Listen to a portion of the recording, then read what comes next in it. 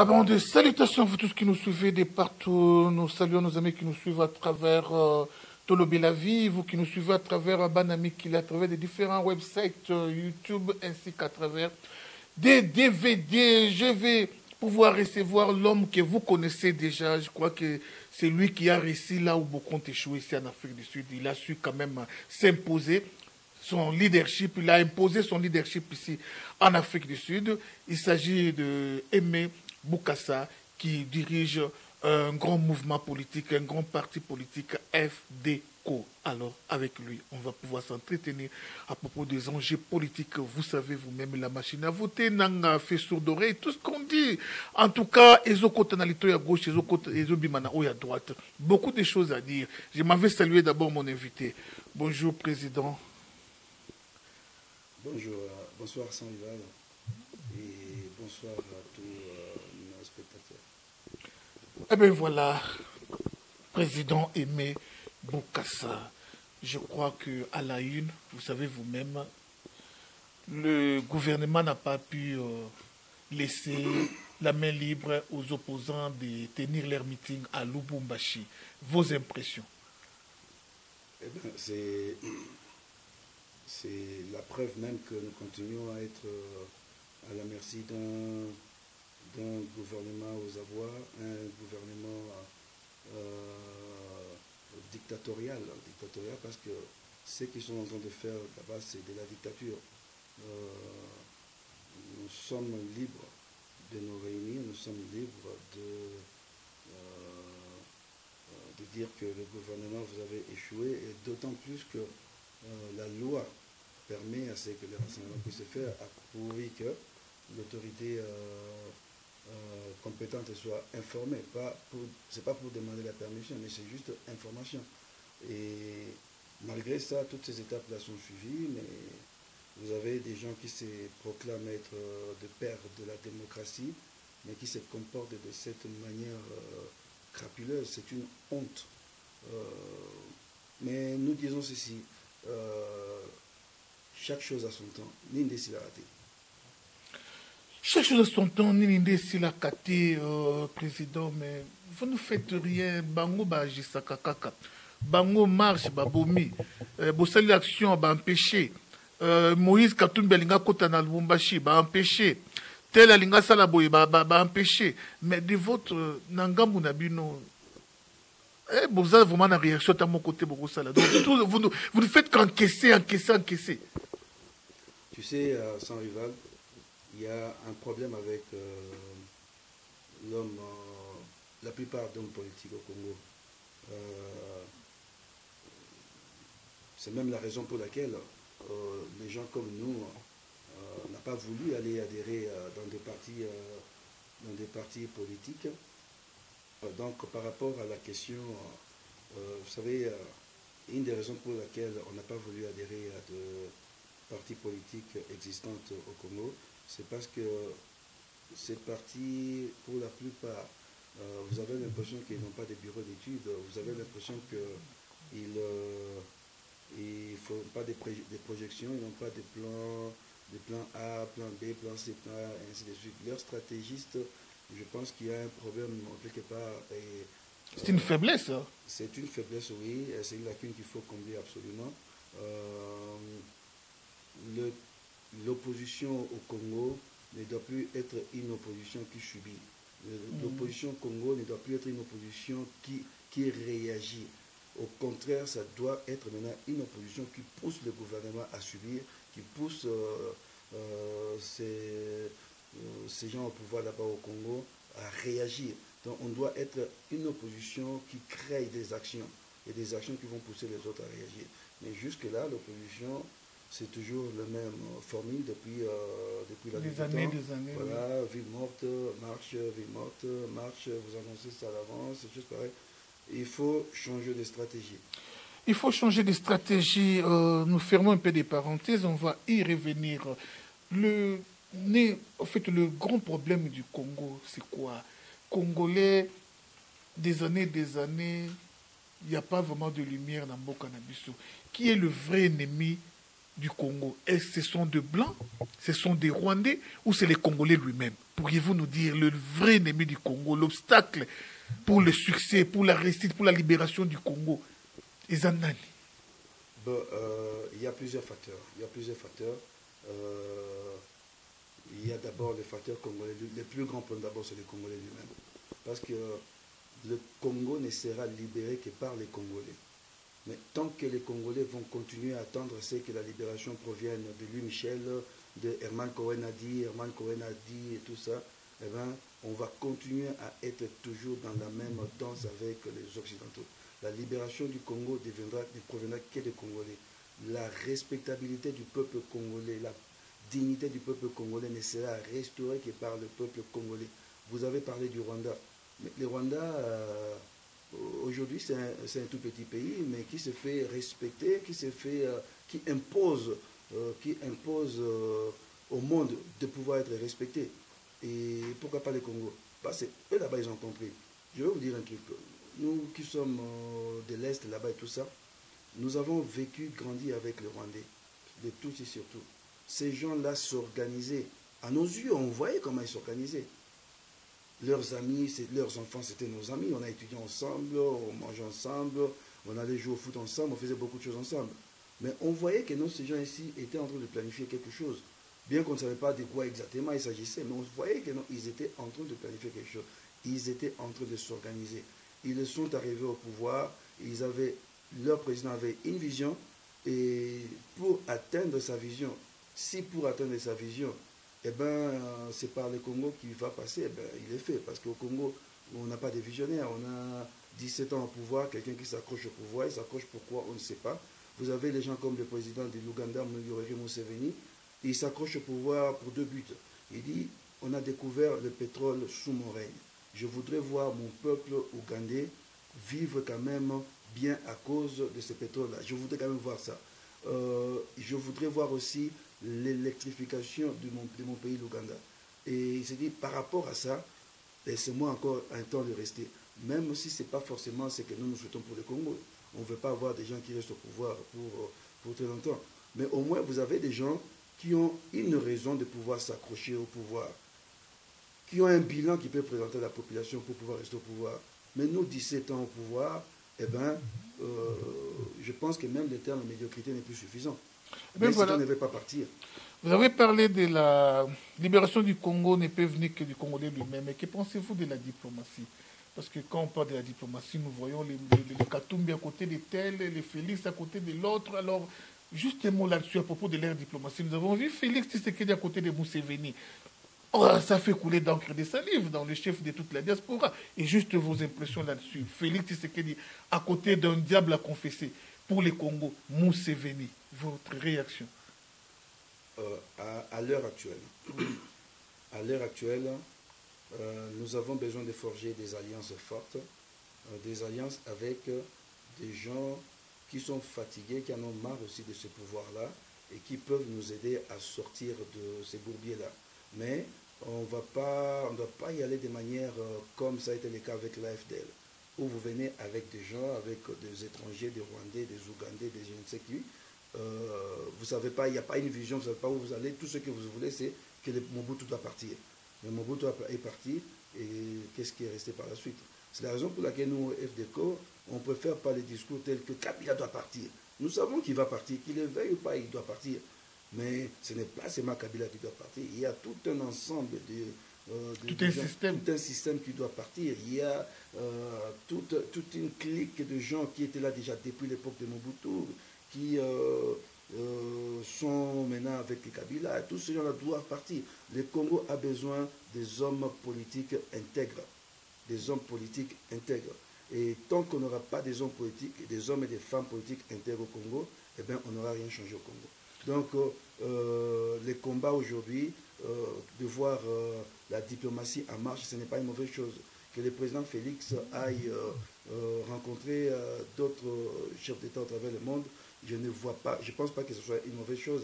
À partir du moment que les choses sont claires et l'objectif, c'est réellement de nous aider à nous débarrasser de cette gangrène qui continue à ronger le pays.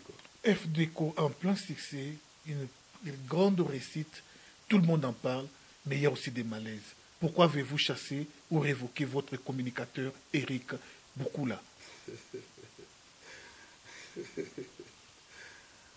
Merci beaucoup pour la question. Évidemment, c'est des questions qui normalement relèveraient du domaine du secrétariat national pour répondre à ça. Mais puisque vous avez posé la question, je vais le répondre, mais aussi pour nos spectateurs. Nous sommes un parti politique. Nous ne sommes pas un ligablo ou une église où tu vas commettre un péché. Tu sais que non, bon, tu vas aller voir les pasteurs, il va prier pour toi, péché ici, ou tu vas t'asseoir dans la maison, te mettre à genoux, prier Dieu, demander Dieu pardonne-moi et la vie continue. Non, là, nous sommes un parti politique. Nous sommes un parti politique qui veut apporter les changements.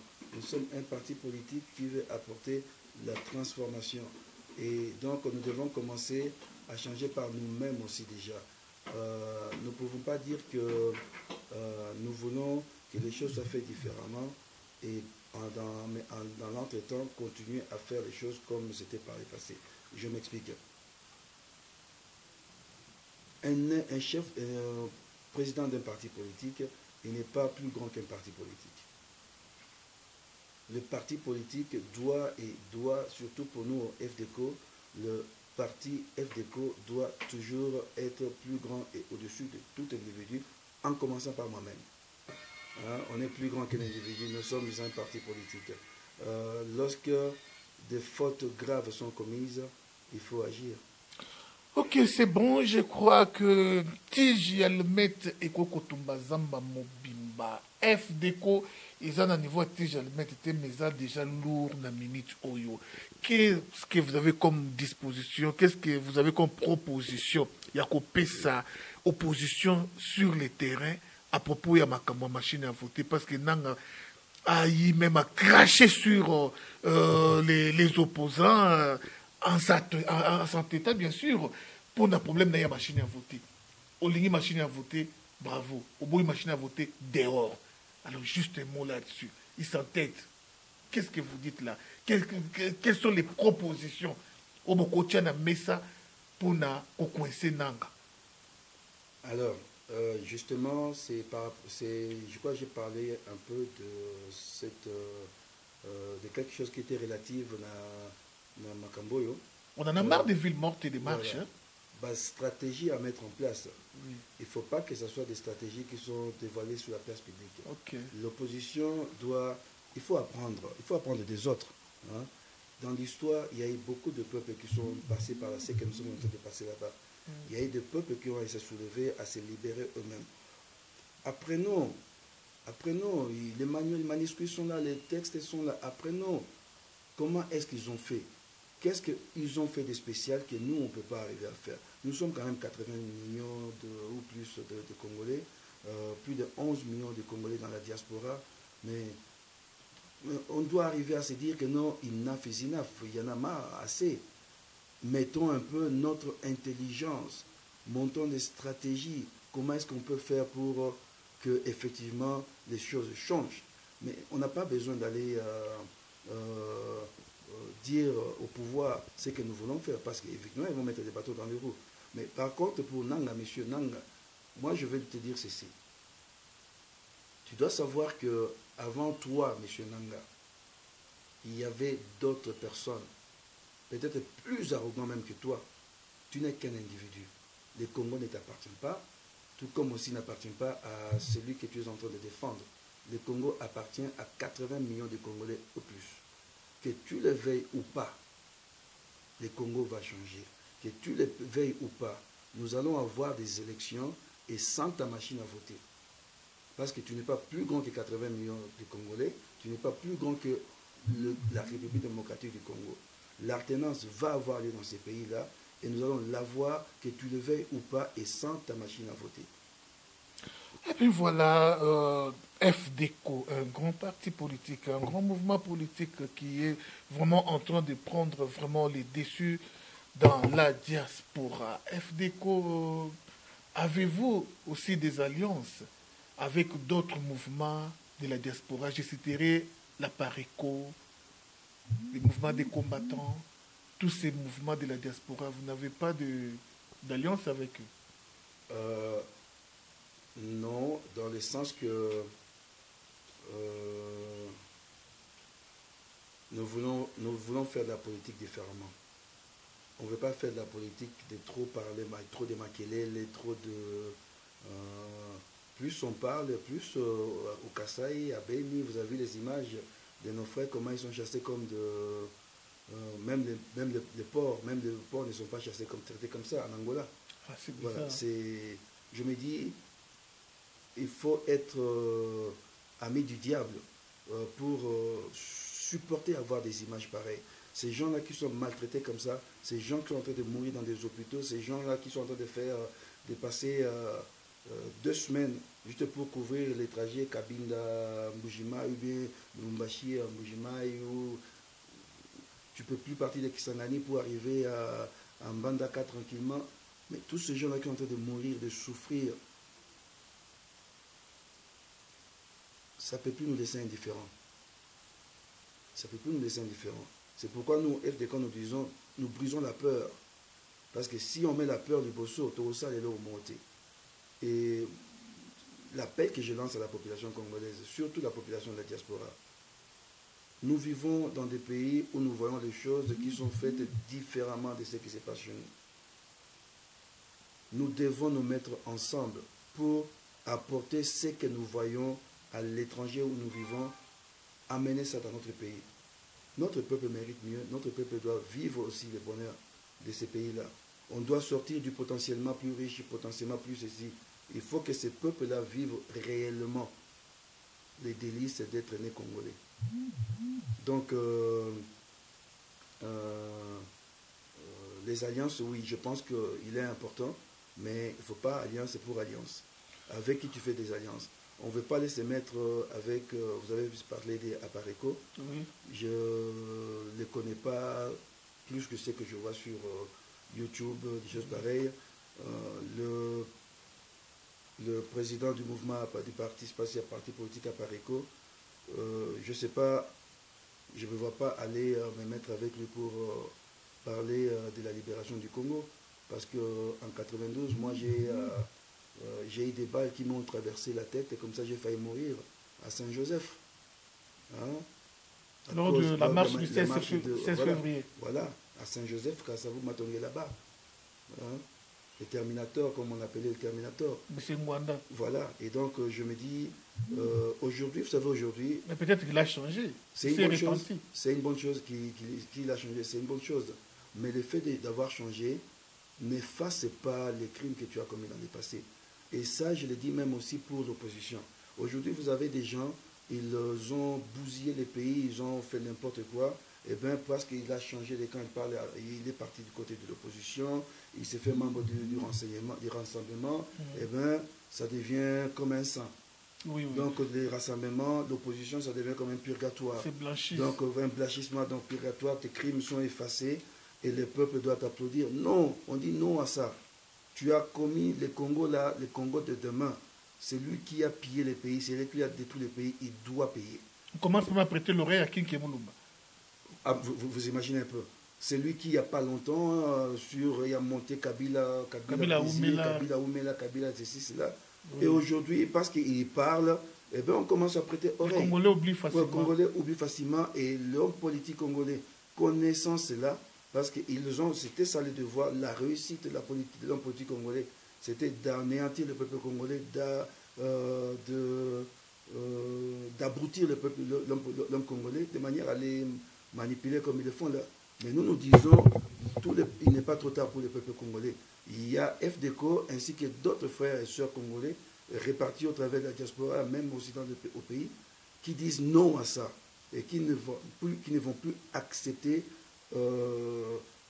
toute mais il y a aussi une petite distraction au niveau de l'opposition parce que j'ai comme l'impression qu'il y a 2 ou 3 oppositions, je ne sais pas, parce que la vraie opposition, c'était les Félix Tshisekedi et son groupe, mais il y a aussi Gabriel Mokia qui se réclame opposants. Juste un mot à propos de Gabriel Mokia, parce que il s'est aligné à côté de Nanga pour soutenir la machine à voter. Gabriel Mokia est-il opposant ou pas? Et puis toute cette marmaille des opposants qui sont des candidats à la présidentielle, je citerai des Cheikh Komba, Daniel Cheikh Komba, et tous ces gens sont des opposants ou, je ne sais pas, ils sont du pouvoir?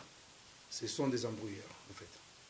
C'est des embrouilleurs mais n'empêche, on est la Constitution reconnaît les droits à tout le monde de pouvoir postuler. Donc ils ont l'argent et ils ont rempli les conditions pour pouvoir postuler. Ils ont postulé, bien pour eux, mais c'est des embrouilleurs. Au stade où nous sommes, on a besoin d'avoir une opposition forte et unie. On n'a pas besoin d'avoir plusieurs groupuscules d'opposition pour affronter les diables, qui est les systèmes que nous sommes en train de vouloir mettre en place. Donc, malheureusement, on ne peut pas empêcher à qui que ce soit de ne pas se regrouper ou bien s'opposer, créer un mouvement et se mettre, soi-disant, dans l'opposition. Mais la vraie opposition, tout le monde la connaît. Donc, il n'y a pas à chercher à savoir c'est quoi la vraie opposition au Congo. La vraie opposition, tout le monde le connaît. Les hommes politiques congolais qui se battent réellement pour une alternance au Congo, tout le monde les connaît. Donc les autres peuvent faire le bruit qu'il faut et tout ça, mais on connaît, le peuple sait exactement où se trouvent ses intérêts, les intérêts du peuple. Le Rwanda avait quitté la zone francophone pour embrasser la zone anglophone. Mais comment expliquer qu'une Rwandaise à la tête de la francophonie? Alors, dans le projet de société de FDECO, nous envisageons de quitter carrément la francophonie. Une fois FDECO au pouvoir. Nous allons quitter la francophonie. Ça ne nous sert absolument à rien. On est victime on a été victime depuis très longtemps de ces trucs-là, de la francophonie. Je ne vois pas, il faut qu'on m'explique exactement à quoi ça sert au peuple congolais. On a besoin des affaires au Congo. On a besoin des compagnies pour venir investir au Congo. On a besoin d'être respecté par rapport à nos appartenances dans des blocs X ou Y. Mais le fait d'appartenir à la francophonie, ça nous sert à quoi exactement? Tenez, un président de la République, le président Kabila, Joseph Kabila, qui organise la francophonie. Nous sommes le deuxième pays francophone au monde. Et même, je dirais, le premier pays francophone au monde, parce que nous sommes plus de 80 millions. Et donc, bientôt, là, on va même dépasser cette France, là on va dépasser la France. Le président Kabila, il organise la francophonie. Le président de la France, François Hollande, en terre congolaise, dans la capitale, il fait attendre le président d'une république souveraine, la République démocratique du Congo, pendant presque 45 minutes, sans pour autant qu'on sache où il est. Il est dans la capitale. On est en train de faire des cérémonies pour cette francophonie. Le président de la République, du pays organisateur. Une grande humiliation. Quelle humiliation. Bon, ça, on peut ne pas aimer Kabila, mais là, je parle en tant que Congolais. Oui. En tant que Congolais. Quand j'avais vu ça, j'avais mal au cœur. Aujourd'hui, on prend la francophonie, on la donne au Rwanda. Je comprends pourquoi on a donné au Rwanda. Mais pourquoi ce Rwanda devient, je ne sais pas, Rwanda, un petit pays? Pourquoi ça devient, je ne sais pas, le Rwanda est devenu comme une grande puissance en Afrique. En fonction de quoi? C'est ça qui arrive lorsque vous avez un leader visionnaire. Lorsque vous avez un visionnaire à la tête du pays, eh bien, ça donne comme résultat le Rwanda. Eh bien, quand vous avez un visionnaire à la tête du pays, ça donne comme résultat la Russie de Poutine. Quand vous avez des vrais visionnaires à la tête du pays, ça donne des gens comme Muammar Kadhafi. Mais quand vous avez des abrutis à la tête du pays, quand vous avez des médiocres sans vision à la tête du pays, ça donne la RDC d'aujourd'hui. Et nous disons, plus jamais on va accepter cela. Plus jamais on va accepter cela. Le Congo, ce n'est pas un pays d'abrutis. On a cherché à nous abrutir par la politique, par les hommes politiques. mais tous les Congolais, il n'est pas perdu pour le Congo. Il y a encore des fils et des filles du Congo, du Congo qui disent non et qui sont prêts à tout faire pour restaurer la dignité, l'honneur et le prestige de ces peuples congolais et voir la République démocratique du Congo entrer dans le concert des nations, devenir une force importante qui va guider les combats du panafricanisme afin que l'Afrique puisse retrouver à sa place de choix au niveau de ce globe. Ah oui, il nous reste à moins de 2 minutes. Vous croyez vraiment que ces Blancs, ces Occidentaux, ces décideurs ont vraiment abandonné Kabila? Parce qu'il y a eu l'histoire de fausses communes, aucun signe de vie, aucune réaction. On a parlé des fausses communes à Maluku, des fausses communes même à l'intérieur du pays, sans succès. Il y a eu les massacres de cette histoire de Kamwena Sapou, il y a eu le massacre au Kasaï, il y a eu des sanctions, il n'y a plus de sanctions. Mais jusqu'à aujourd'hui, Kabila vit, son gouvernement vit et tous ses dignitaires vivent. Croyez-vous que les Occidentaux ont vraiment abandonné Kabila? Oui, alors pour revenir sur la question de la francophonie, eh ben, on ne peut qu'être en admiration par rapport à ce que, et je sais que ça va faire mal à beaucoup de Congolais, d'entendre un Congolais dire qu'il est en admiration par rapport à ce que Kagame est en train de faire pour le Rwanda. Quand un leader a une vision, eh ben, il fait tout ce qu'il doit faire pour atteindre cette vision-là. Kagame, ce qu'il est en train de faire, de placer ses pions à beaucoup d'endroits à l'international, c'est pour la promotion de son pays. Aujourd'hui, vous avez des Rwandais à la tête de la Banque africaine de développement, vous avez vice-président du Fonds international rwandais, vous avez maintenant la tête dans l'OMC, l'Organisation mondiale du commerce, il y a un Rwandais là-bas aussi. Vous avez maintenant la tête de la francophonie. Mais tout ça, il a une vision pour son pays. Il veut que son pays soit à un niveau donné. Mobutu un bon président pour son pays. Il est un bon président il n'est pas un bon président pour nous les Congolais, mais pour son pays, il fait des grandes choses. Ce qu'il est en train de faire, à un moment donné, Mobutu avait essayé aussi de faire ça, de commencer à vouloir placer un peu des Congolais. Et il y a eu le maître Kamanda qui était parti à l'Addis Abeba. Il essayait de vouloir commencer à placer tout ça, ça donne quoi comme résultat? Eh ben, ça propice l'image du pays. Le Rwanda aujourd'hui, vous regardez les championnats anglais de football. Arsenal, vous savez combien de gens au travers du monde sont fanatiques d'Arsenal. Donc chaque jour quand Arsenal joue un match, eh ben, vous avez des millions de gens sur la terre. Des millions de gens sur la terre qui voient le nom Rwanda. Donc même ceux qui ne connaissaient pas c'est quoi le Rwanda, mais le fait d'être supporter d'Arsenal ou d'être adversaire d'Arsenal, mais quand ils voient visiter le Rwanda... Qu'est-ce qu'il y a du Rwanda là, dans Arsenal? Le logo maintenant d'Arsenal. Ah bon? Ah oui, c'est écrit visiter Rwanda. Ils sont sponsors. Ils ont payé. Donc vous imaginez, quand Arsenal joue les championnats anglais, ils jouent 2-3 matchs chaque jour, chaque semaine. Tous les jours, donc les gens voient Rwanda. Mais ce pays-là, il y a une vingtaine d'années, il s'est coupé encore avec des machettes. C'est pourquoi c'est très important d'avoir un leader visionnaire. Alors vous croyez qu'on a abandonné Kabila? Vous savez, dans la communauté internationale, je pense qu'il y a beaucoup de gens qui l'ont abandonné. Ça, c'est clair qu'il y a beaucoup de gens qui l'ont abandonné. Mais dans cette même communauté internationale, vous avez beaucoup de pourritures aussi. Des gens qui s'en foutent éperdument que les Congolais mangent ou qu'ils ne mangent pas. Eux, c'est leur intérêt qu'ils voient. Et Kabila, c'est leur homme. Tant que Kabila sera là, eh ben, ils vont tout faire pour le maintenir au pouvoir, de manière à ce que leurs intérêts soient garantis. Ce que cette communauté internationale fait, c'est ce que nos frères et sœurs, tes frères et sœurs, à moi et à toi et aux autres, sont en train de faire aussi au Congo.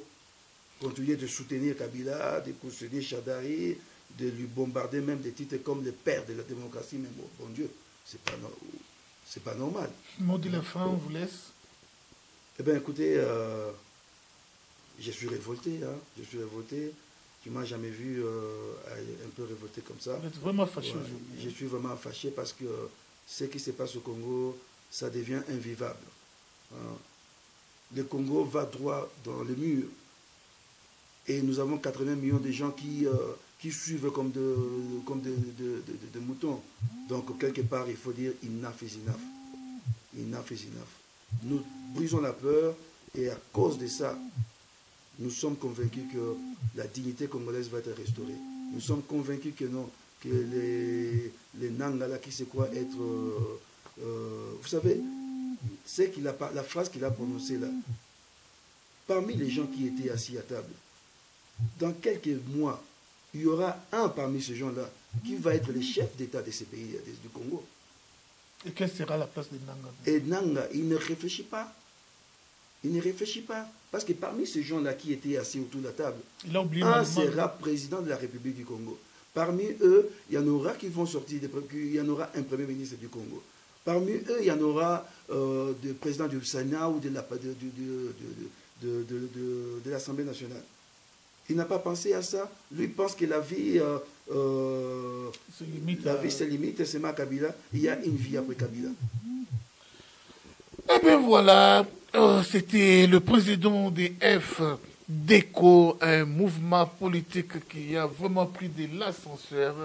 Aujourd'hui, on tend vers une certaine réussite de la diaspora. Pourquoi? Parce que nous avons quand même, cette fois-ci, des têtes bien faites qui ont pris quand même le devant.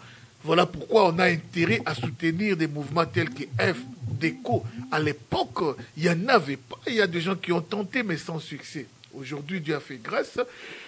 Monsieur Aimé Bokassa s'est quand même levé pour se battre pour la libération de son pays. Nous disons merci à vous tous qui avez prêté attention à cette tranche.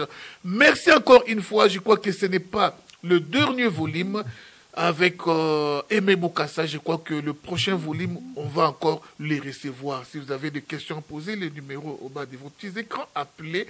Vous aurez toutes les réponses à vos préoccupations. Merci encore une fois à tous ceux qui ont prêté attention. Vraiment, c'est facile à nos journalistes de critiquer Ibenge, de parler mal de Ibenge parce que Léopard a échoué il a perdu le match contre le Zimbabwe. Mais c'est difficile de critiquer un homme qui a détruit, qui a tué, qui a violé, qui a pillé le Congo. Vous, les Kaboulou, moi, la Kaboulou, c'est facile de critiquer Ibenge. Mais pour critiquer M.